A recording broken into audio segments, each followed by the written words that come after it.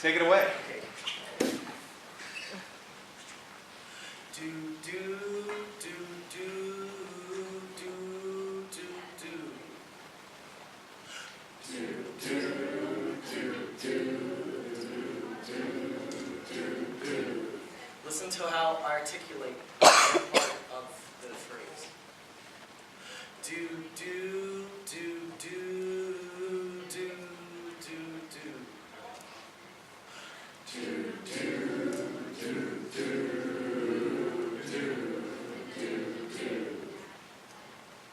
Do do do do do. Do do do do do.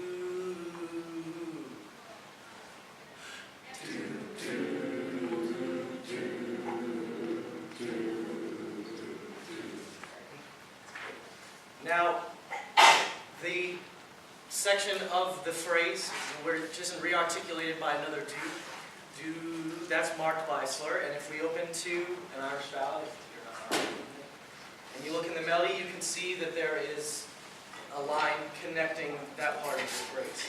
And that's a legato marking, and that's called legato, connecting the melody. So, could I have everyone on their instruments play through the first line of the melody?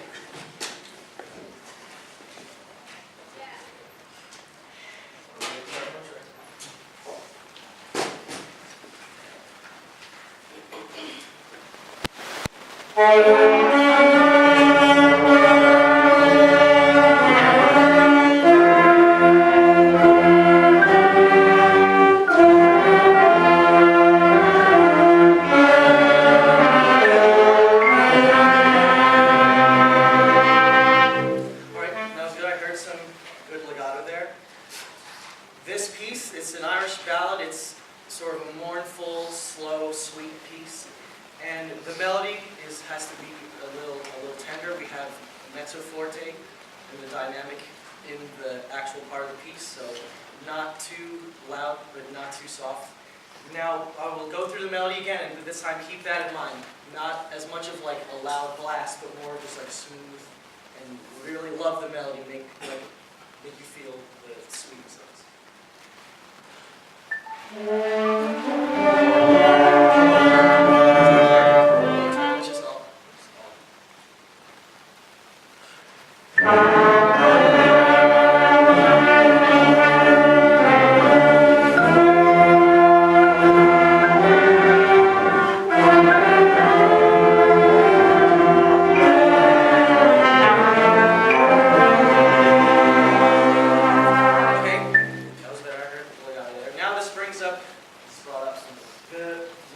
Section is very powerful, just how that's the characteristic of the instrument. Now, knowing that, when we go into the actual piece, we'll have certain instruments playing the melody and then certain instruments playing an accompanying part, kind of set the atmosphere for the melody. So if we look at the accompanying part, it's also an exploring Irish ballad. We're going to go over part one. Now, mostly French horn, trombone, and tuba will be playing the accompanying part in the actual piece, but just for now, everyone. We'll just the first four measures of coming. This one's on the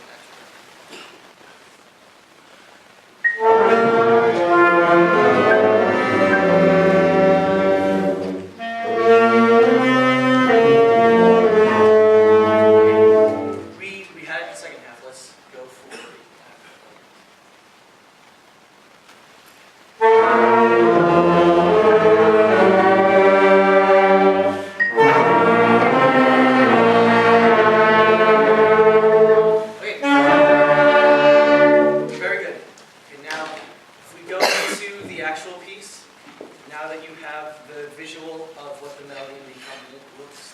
Tell me at measure 5 who has, raise your hand if you have a melody.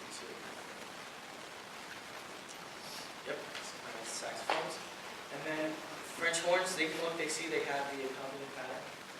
And then trombone and tuba, you have pretty much the bass line. You'll be doing the chord and you'll be supporting the melody when it comes in. Now we're going to go into the actual piece. We're going to sight read up until, let's see, 23, and then we'll see how it goes. Now, mournfully, when everyone comes in, sort of mezzo piano, not too loud. But if it's hard to control the volume, just do your best. And you want a nice, like, continued sustained tone in the humming part. And then whoever has the melody, find the sweetness and play the legato phrase.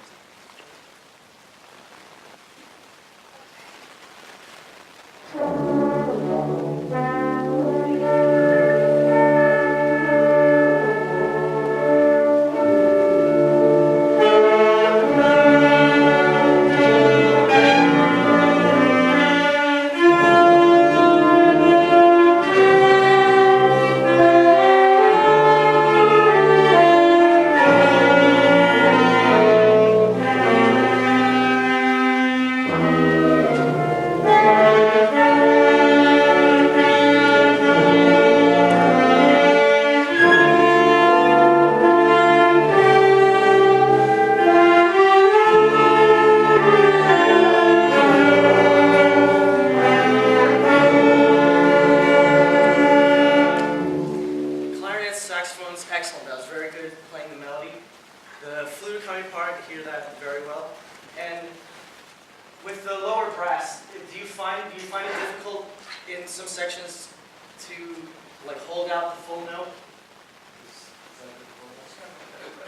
Okay, if you're running out of breath, there's the longer phrases, but breathe whenever you think is comfortable with it so that it doesn't divide the phrase. So say like in measure 5, you have the half note in the corner than the dotted half note. Breathing before that would make more sense than breathing on that 8th note before the next part. And then, very good. At the part right before measure 13, the tuba and the flute have a little like introductory part to the next part. I'd like to go over that, so starting from, how about from 11? So everyone's starting from 11, and I'm listening for flute and tuba.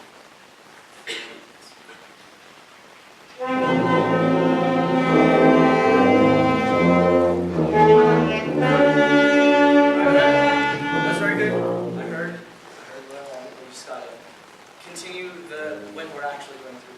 Continue through to the next part of the phrase.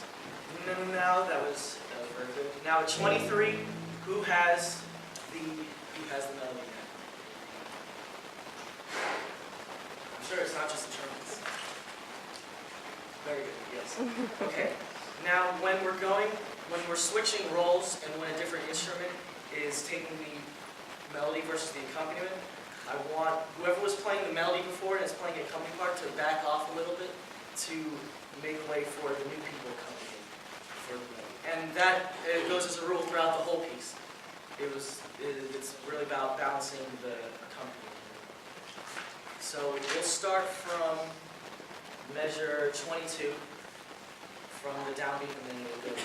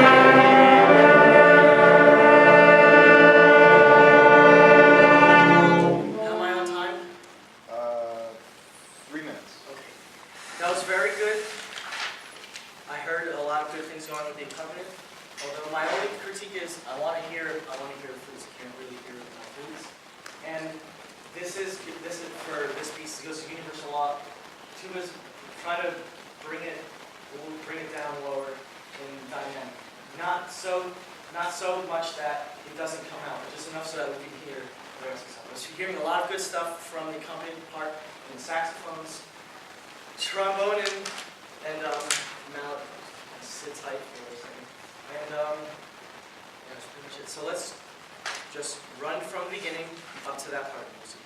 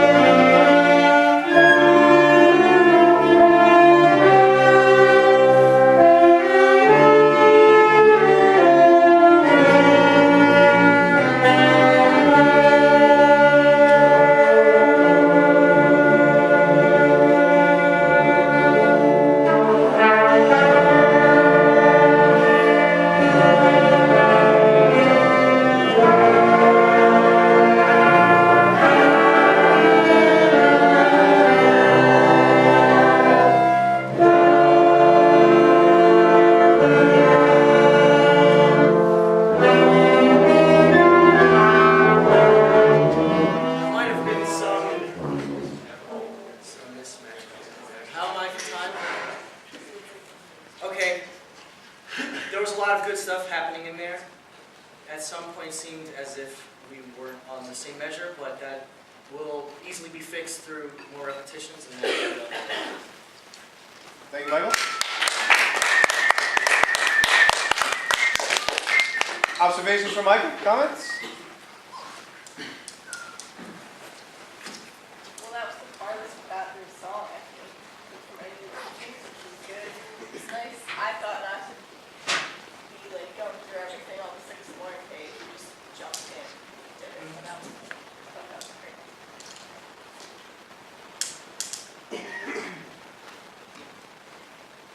Yeah, I agree with Maria. But I think we talked too much. I was like, I'm just in and out of paying attention to yeah, I think we could say a lot less and have us play more and then critique how we play it instead of prepping us for how you want us to play it. I think there might be a better way for you to ask questions. There's a few times when I'm just specifically to, is this too difficult for you or something like that? I just, as a kid, I'm like, no, I can do this. You know, so maybe ask in a different way. If this is too difficult for you, not that it is, but if it is, maybe that is. So just how you say it.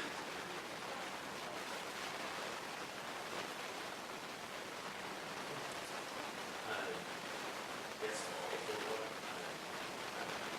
I had some comments specifically that I can remember. One, you, I don't remember exactly what it was, but you had to play something, and then you said a couple things that had us really get it. And we were like, yes, that was not something important. And then you got, but you didn't say what it was that you did particularly.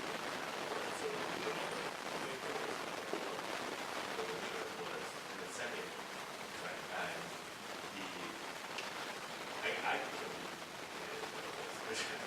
I thought I was counting, I thought I was paying attention, but your trumpet section had things so aggressive in the beginning, like you did things from more third speed, and I found it great. I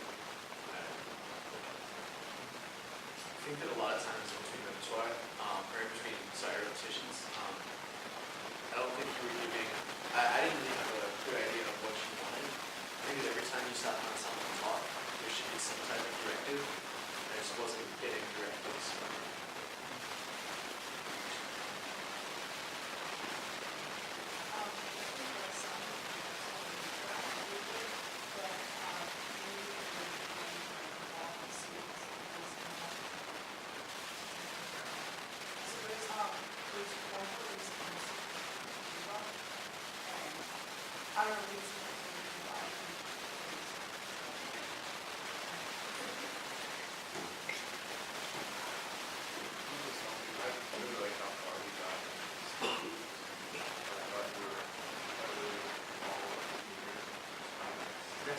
Don't side location. Yeah, I mean, but there's no, so that's not just, but, one small thing, just like when you put your hand up to start, just look around and make sure, right? Because we're a couple times.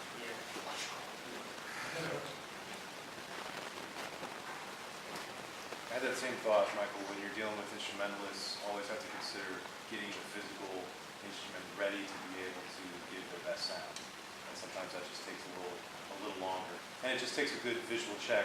You, by the way, overall had really nice visual contact with your group when you were speaking and also when you were conducting. Always paying attention to what they were doing rather than paying attention to your quote, which is great. I think, Ryan, be honest, how well could you see Michael's I conducting? was actually about to say, pull my hand up because I was looking across and I could see clearly with that, because it was kind of good. Michael turned around and